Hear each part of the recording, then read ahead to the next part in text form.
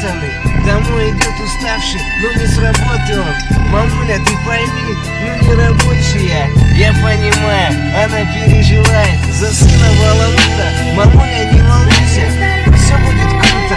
А если будет ватно, ограблю снова хату, куплю маме букет и сделаю приятно. Жизнь научила избавляться от недостатка, выбор всегда за тобой, мужик ты или тряпка.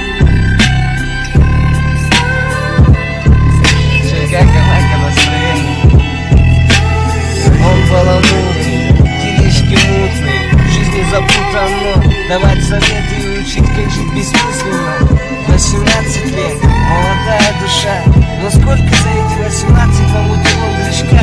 Он же папе на лицо, он обещал не будет под лицом, но он устал быть честным, не стал бродягой местным. Он ее дурак, и она его дура, а дура потому что полюбила наша кура. И не понять вам, бляди, сердце бродяги.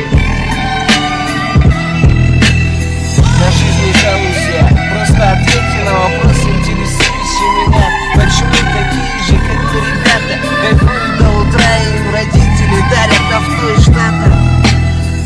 Почему кто-то словно в раю, а я стою, молюсь на краю, не за себя, а за родню. Но вот прошло время, и повзрослели ребята. Теперь не курит травку и не нуждается в пятке. Теперь бродяга, интеллигентный, уважаемый дядя.